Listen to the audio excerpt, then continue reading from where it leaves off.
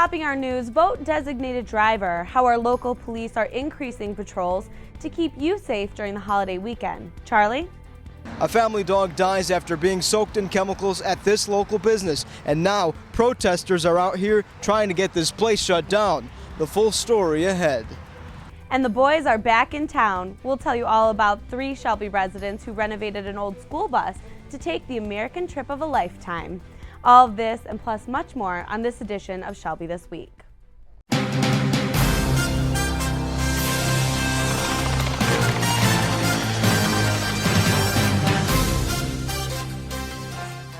Hello and welcome to Shelby This Week. A local dog grooming business under fire after a 7-year-old poodle mix is reportedly soaked in chemicals and dies inside the store. Now the dog's owners are exploring legal action. Charlie Cadao tells us what happened and why the family calls it pure negligence. Dennis St. Clair and his wife Maureen loved their rescue dog Max. It was just constant companion. The poodle and cocker spaniel mix was a happy, healthy dog, a perfect match for Dennis and Maureen.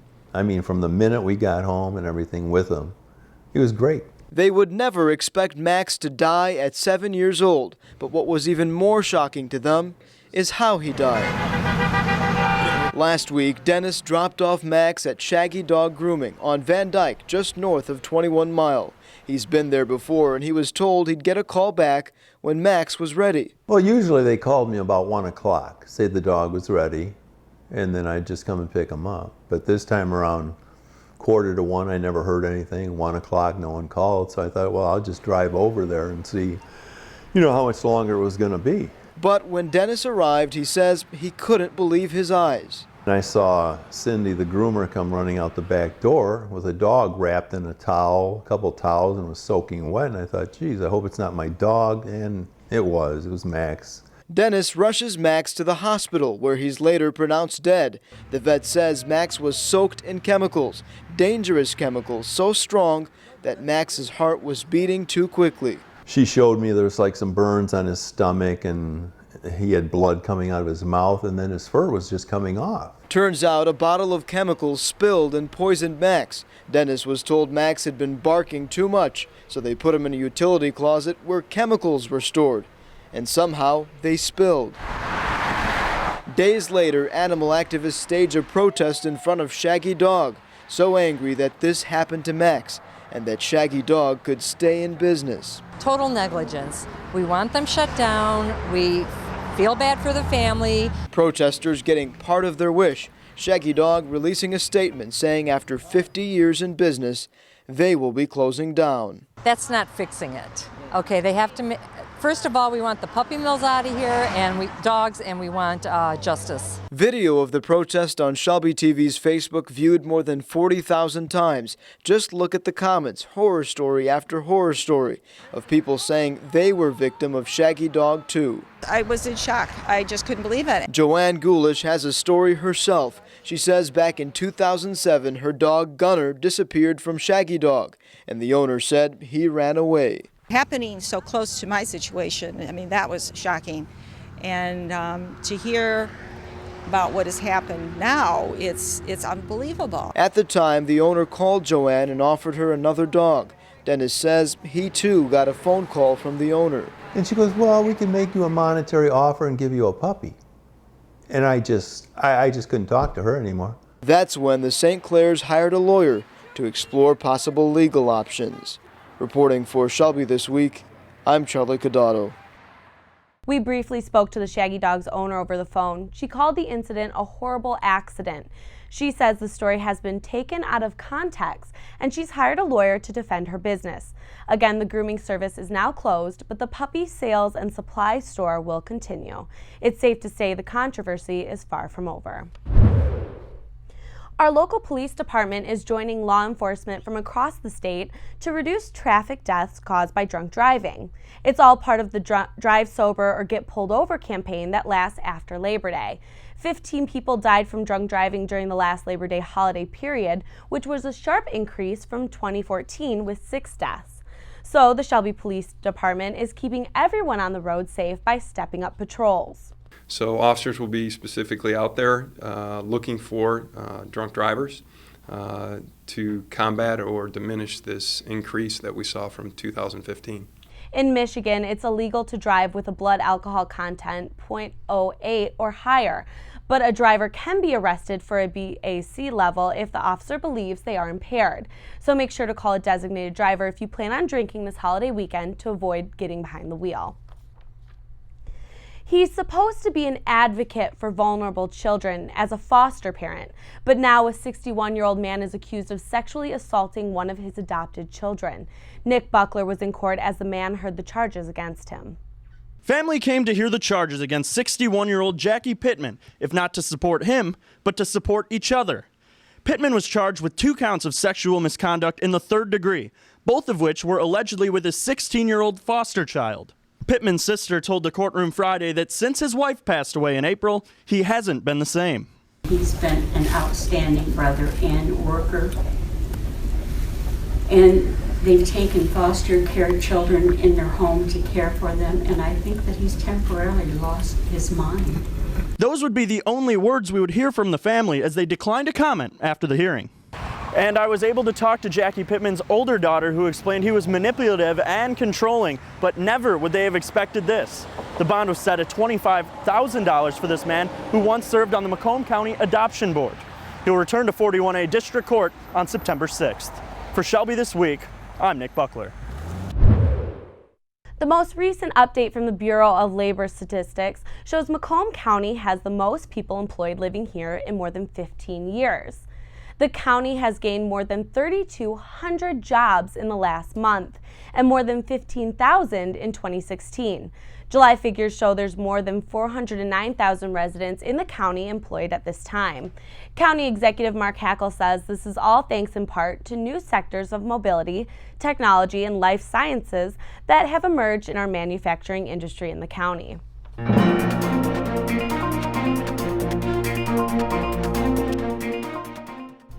About 10 weeks to go until the nation elects a new president, but right here at home, state and local offices could see new faces too.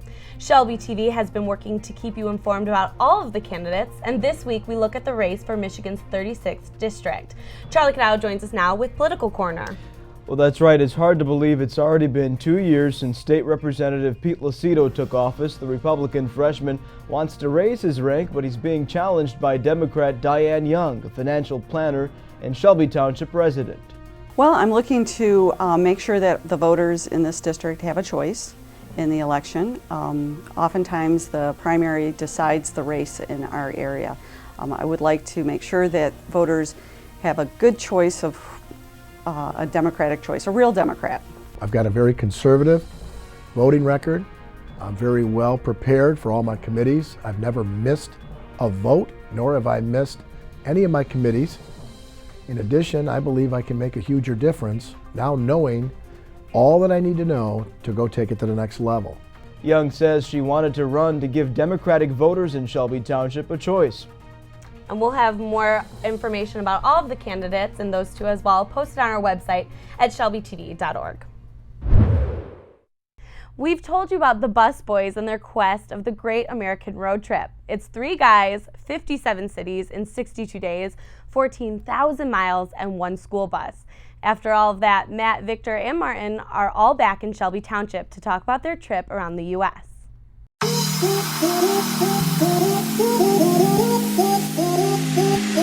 I just really wanted to know, what was out there, basically. How do other people live? Outside Shelby Township, I've seen everything around here. It's what else is there, basically? It keeps you open-minded, so not to, to see what other people in the world are living like, even though it was just in the United States. Growing up in school, you're told to do this, do that, do your homework, do the tests, go here, get an internship, go these classes. And this was the first time in my life where I just really was in control of everything. Boston was kind of our highest point at the East Coast, and from there we went all the way down the East Coast throughout a lot of cities, all the way down to Florida. Then we traveled through the South along Florida, then New Orleans, Texas, and after that we kind of went into the middle to Colorado. And after that, there was a big portion of the trip that was a whole bunch of national parks, like 5 national parks, I think, something like that. Yeah, and then we ended up in San Diego at the end of that. So on the West Coast in California. Then we went all the way up to Seattle. And then we came through back towards the middle, towards Detroit again. We went to Glacier Park, Yellowstone, and all the way back through to Detroit at the end of it. My favorite part of the trip, honestly, would probably be California. I was there when I was like really young, but like I didn't really remember it. So going back out there, like perfect weather, really good scenery, great place to people watch, a lot of fun things to do, good food. So it was like a really good place overall to like where I would want to live. Definitely my favorite city would be Portland. It was pretty cool. It was like a different vibe entirely. I liked it because it was more of it was like a really hipster kind of place, and like all of their shops were like really local. Overall, my favorite would probably have been Colorado. And it's just like Colorado's like this beautiful city, like Denver, right next to the mountains. Like literally across the street, you can go to the hike to the mountains. What we have here isn't everything, basically. Like there's a lot more to the world than what you see on a daily basis. And if you're interested in seeing more from their road trip, you can follow the Bus Boys on Facebook and to get updates on when they take their next one. A once deadly virus that hasn't been seen in our area in a few years has been confirmed in Macomb County. What it is and how to prevent yourself from getting it, next. If you store your guns properly, I'll feel safer when I'm playing outside. Safer when walking home. I won't have to tell so many family members. I'm sorry. I won't hear as many scary stories. And I won't have to tell my kids. This isn't a drill. Please.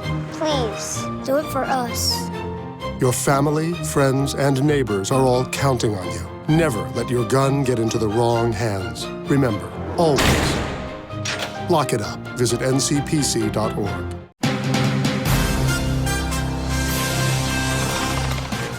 By now you've heard the name Anthony Iannotti. He is the man accused of killing a Warren grandmother, then disappearing until he was found and arrested in Shelby Township.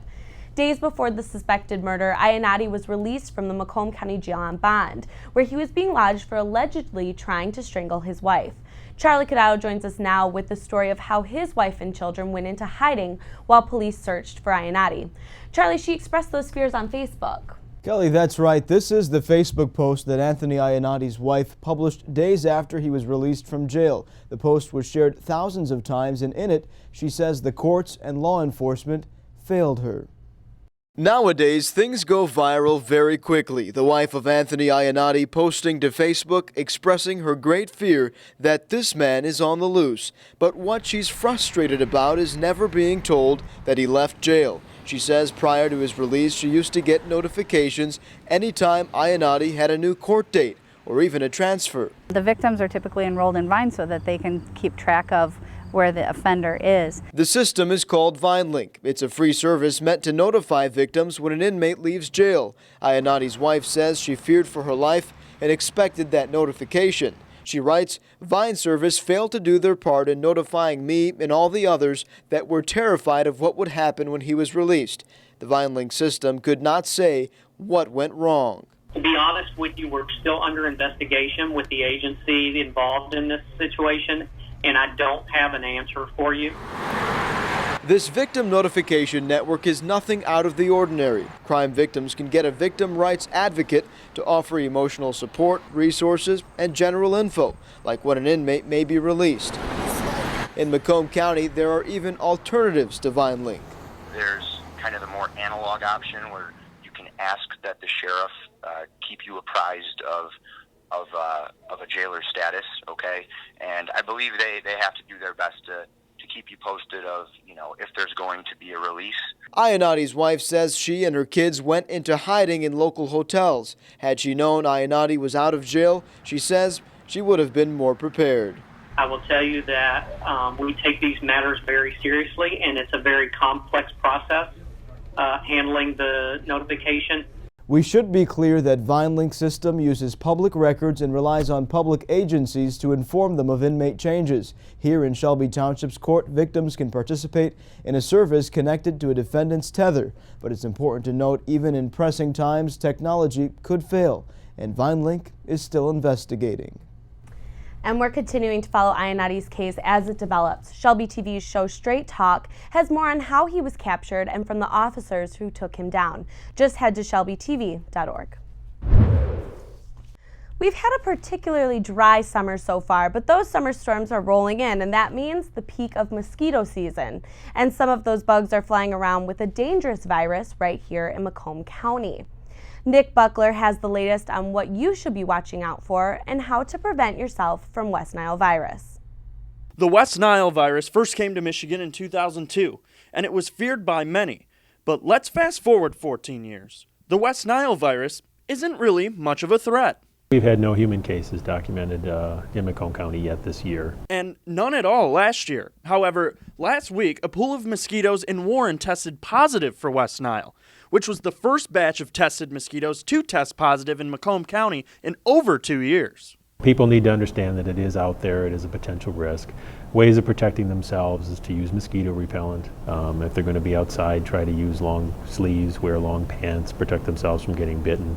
Mosquitoes are most active in the early morning hours and the late evening hours. If this virus was deemed deadly just 10 years ago, why shouldn't people worry? Well, most people who would acquire West Nile virus infection would probably have very minor or no symptoms at all. 20% of people will show mild symptoms, which include headache and fever, which would only last a few days. And only if someone has a pre-existing severe health condition would West Nile be considered deadly. If you have been outside and you've been bitten by mosquitoes and you do develop an illness like headache, severe headache, fever, any change in mental status, that you should seek medical attention right away. Again, health officials are advising people to not worry so much about the virus because more than 80% of people won't even show signs that they have it, and just take precaution, wear long sleeves when you can, and always use bug spray.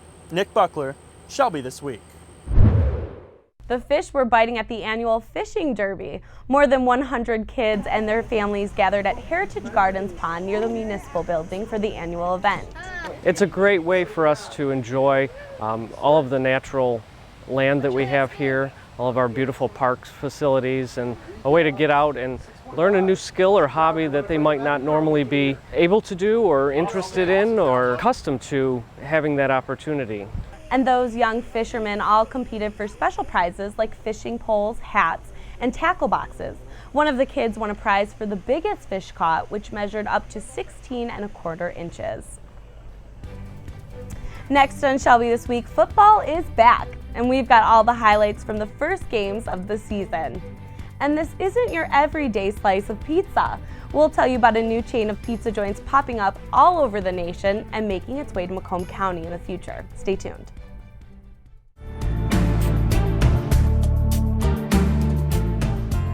Hi residents of Macomb County, I'm your Chief Animal Control Officer, Jeff Randazzo, and I just want to take a moment and talk to you about the Gibraltar Trade Center adoptions. One, we're very thankful to Gibraltar Trade Center for allowing us to do adoptions, and ever since its inaugural grand opening on August 29th, we have adopted out more than 50 animals every Saturday from 10 to 2. So if you are looking for a pet or family member, we'd love for you to come there. Again, it's Saturday 10 to 2 over at Gibraltar Trade Center in Mount Clemens. And we bring all the animals, the homeless animals, here from Macomb County Animal Control that were picked up in your community. So it's your way of getting involved, and thank you for all your support. We truly are blessed to have you here.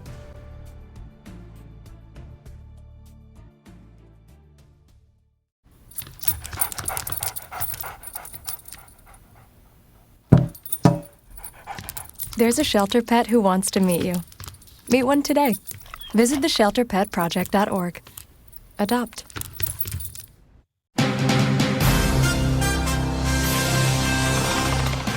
Welcome back. High school football is back, and Shelby TV is bringing you the highlights from every Eisenhower and Utica football game. The first week of the high school football season saw both our local teams on long bus rides to face their opponents, starting off with the Chieftains, where new coach Matt Maruli leads his team into battle. Utica travels to Waterford Kettering to take on the captains. Jimmy McFadden for Waterford Kettering, putting in the work, busting up the gut, striking first blood at 7:28 of the first quarter. More Kettering pressuring early. Ryan Nolan back to pass, rolls right, looking and connecting with Jack Wright in the back of the end zone. And it's 14-0, Captains. Utica's got to dig themselves out of a big hole. This bomb, Ryan Nolan, caught by Noah Dooley. Down the sidelines he goes, in for another touchdown. Patrick O'Connor, long arching pass, drops it right into the hands of Dominic Carrera.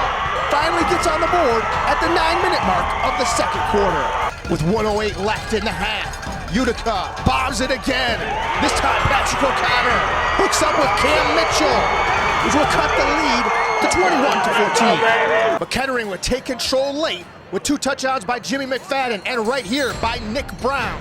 And they would take the win. Final score, Waterford Kettering 35, Utica Chieftains 17. You know, I thought our guys fought hard. I thought they made some plays and we kind of put ourselves in a little bit of a hole in that first quarter, but you know, I liked how hard we fought back, and you know, just some of those plays didn't go our way at the end.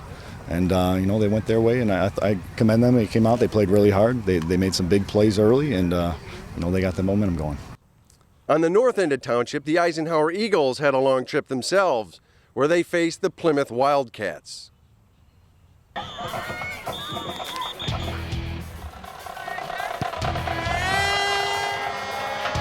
Perfect weather welcomed the Eagles, but some early interceptions by the Wildcats stymied the Eagles' offense.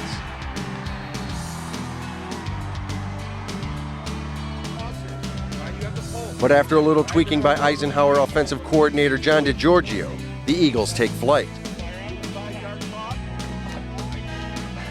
Max Whitworth threads one to Ryan Chargo. Chargo does the rest, 73 yards, as the Eagles take a 7-0 lead into the second half. At the beginning of the second, Jacob Albrecht scampers around the right side for 16 yards to put one in from the ground for the Eagles, making it 14-0. But the Wildcats would score off a 27-yard touchdown pass to Chase Taming, who would cut Ike's lead 14-7. But Whitwer and Chargo would team up again, this time for 26 yards to put Ike up 21-7, midway through the third. The Eagles would wrap it up late in the fourth quarter with a 22-yard pass from Whitwer to Ben Metz to make it 28-7 Eagles. We caught up with head coach Chris Smith after the game. Well, I thought we made some mistakes offensively that we got to really clean up, but I thought really defensively we really played an outstanding game. Last year they kind of pounded us early in the game, but I think this year, you know, our front seven I thought did an outstanding job. Up next for the Eagles, they travel to the unfriendly confines of Dakota to face the Cougars. And for the Chieftains, they'll host the Blue Devils of Grosse Pointe South at Barney Swinehart Field. For Shelby TV Sports, I'm Arthur Schenk. A Michigan-based family-owned restaurant is taking pizza to a whole nother level. And here to celebrate the upcoming National Cheese Pizza Day is Mod Pizza's Jake Shostak. Jake, thanks for coming. Of course, thanks for having me. How are you? Absolutely great, now that we have pizza in the studio.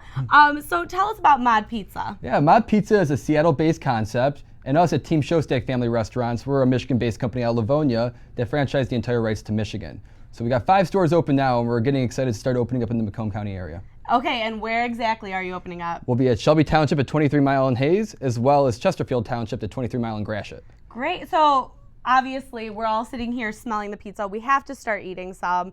Tell us about the different varieties you guys offer. Sure. So these are our five of our signature pizzas. We also have the ability to build your own. The cool thing about Mod is that they're all personal sized pizzas, and they're also all a flat price. So you can put as many toppings as you want, and the price won't change.